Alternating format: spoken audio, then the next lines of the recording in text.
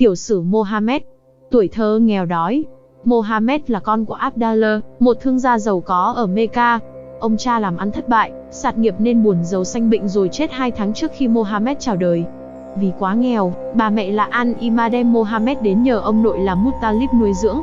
2 năm sau, cơn đói đã qua, bà mẹ mang Mohammed về nuôi. Khi Mohammed 6 tuổi, bà mẹ chết.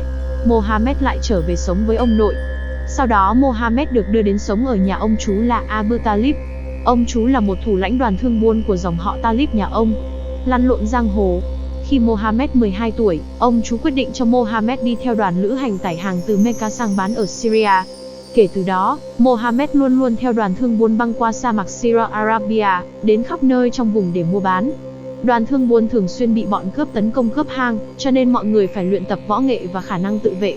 Và cuộc chiến trên giang hồ không bao giờ chấm dứt. Mohammed tinh thông về quân sự như cưỡi ngựa, bắn cung, đấu kiếm, đô vật và ngay cả mưu lược chiến thuật và phương cách bày binh bố trận chống lại bọn cướp. Lặn lội trên giang hồ, Mohammed trở thành một võ sĩ, một tướng quân. Về đường vợ con, năm 529 Mohammed muốn cưới con gái của chú tên Fakhita, nhưng ông chú muốn gả Fakhita cho một nhà giàu có ở Mecca. Để đền bù, ông chú đứng làm trung gian mai mối để Mohammed lấy bà Kharija, một phụ nữ sang trọng, giàu có bậc nhất vùng Mecca. Bà này khoảng 40 tuổi đã có 2 đời chồng và 7 đứa con. Bà Kharija đang cần một người có tài năng để dẫn đoàn thương buôn từ Mecca băng qua sa mạc đến mua bán ở Syria. Thế là hợp tác song phương, Loan Phượng hòa minh, hai bên cùng có lợi. Bà Kharija lớn hơn Mohammed 15 tuổi. Tình nghĩa vợ chồng kéo dài 24 năm đến lúc bà mất 64 tuổi, năm 619. Theo sử liệu, Mohammed xem bà như một người mẹ, một cố vấn hơn là người vợ bình thường. Bà Kharija sinh cho Mohammed 7 đứa con, 3 trai, 4 gái. Con gái út tên Fatima. Khi ông chú Abu Talib bị sạt nghiệp thì Mohammed xin đứa con trai út của ông chú tên Ali 5 tuổi, đem về nuôi. Sau đó ông gả con gái út tên Fatima cho Ali. Ali và Mohammed là anh em chú bác và Ali là con rể của Mohammed. Ali bin Abu Talib 173600271661 là một nhân vật lỗi lạc trong Hồi giáo. Những tín đồ xem ông như một vị vua. Ali bin Abu Talib được mọi người nể trọng vì tính rộng lượng, tài hùng biện và nhất là tài năng của một vị tướng. Năm 619, người vợ đầu tiên là bà Kharija qua đời. Một năm sau, 620 Mohammed lấy cô Sauda 30 tuổi là một góa phụ, em dâu của tù trưởng Emir, với ý định liên minh quân sự với tù trưởng này, nhưng sau đó Emir chống lại Mohammed và bị bắt làm tù binh ở Medina. Cũng cùng năm 620, người bạn thân giàu có là Abu Bakr gả con gái tên Aisha cho Mohammed. Lúc đó Aisha mới có 6 tuổi. Việc hứa gả chỉ là hình thức vì Aisha vẫn sống với cha mẹ. Sau đó, đến năm 9 tuổi thì Aisha chính thức về làm vợ của Mohammed. Tóm lại, Mohammed có 5 vợ và 1 tiểu thiếp.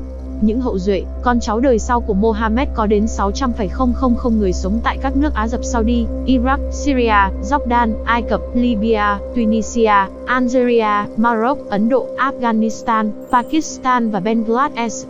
Cũng không có gì lạ, chế độ đa thê, con cháu đầy đàn, tăng theo cấp số nhân, ví dụ như trùm khủng bố Osama Bin Laden là con thứ 17 trong 51 người con của cha ông. Năm 605, lúc đó Mohammed 35 tuổi. Bộ lạc Uzair Aith quyết định xây lại đền thờ Kaaba. Đó là việc quan trọng và rất tốn kém, cần phải có nhiều người đóng góp mới thực hiện được. Sau 5 ngày tranh cãi về những ý kiến trái ngược nhau nên không có kết quả. Cuối cùng, các tập đoàn tham dự giao ước với nhau, nếu một người đàn ông nào đó đến đền thờ ngay trong lúc này thì chúng ta hỏi ý kiến người đó, và ý kiến đó sẽ là quyết định chung. Thật bất ngờ, người đàn ông bước vào đền thờ lúc đó chính là Mohammed.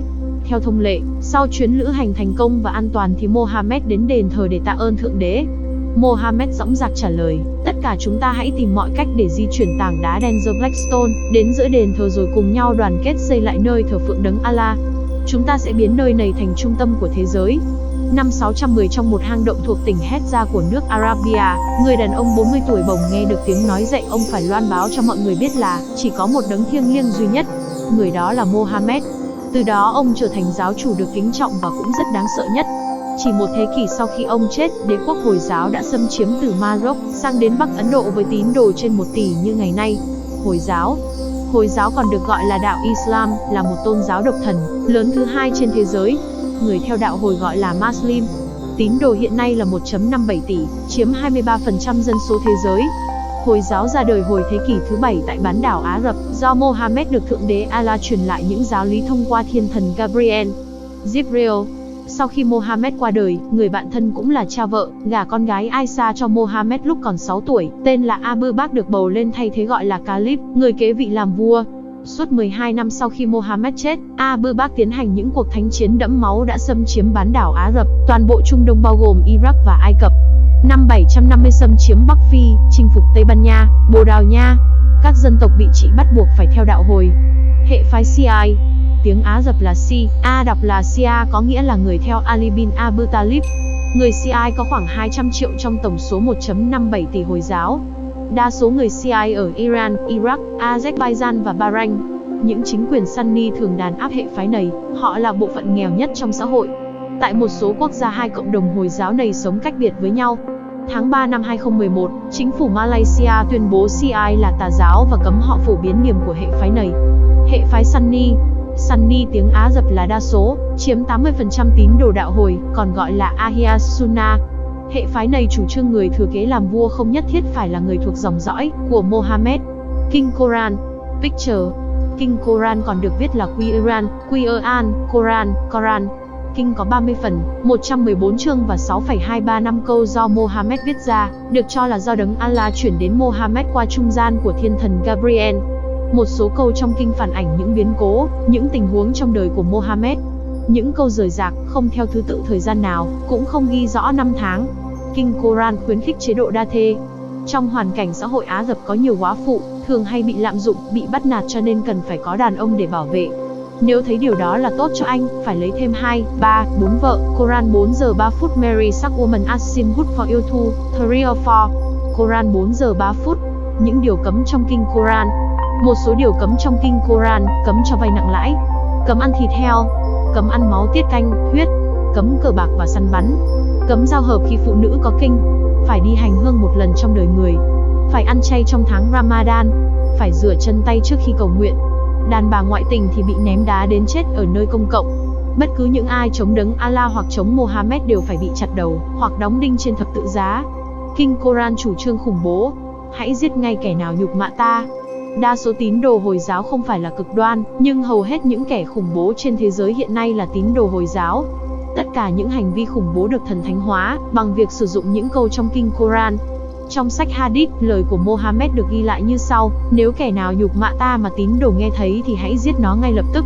If anyone insults me, then any Muslim who hears this must kill them immediately. Giết người vô tội là mục đích chính. Các tổ chức khủng bố Hồi giáo ngày nay xem thường sinh mạng người vô tội. Họ coi việc giết thường dân là mục tiêu chính để đạt được tiếng vang trong dư luận quần chúng, và cũng gây sợ hãi cho đối phương, vì thế đặt bom ở những nơi công cộng, như khu thương mại chẳng hạn. Kinh Koran đã ghi: ta sẽ gieo kinh hoàng nơi trái tim của những kẻ ngoại đạo. Các con hãy chặt đầu chúng và hãy cắt rời tất cả các đầu ngón tay của chúng. Koran 8 giờ 12 phút. I will cast terror into the hearts of those who disbelieve. The first child of the head sends child of every finger tips of them. Koran 8 giờ 12 phút.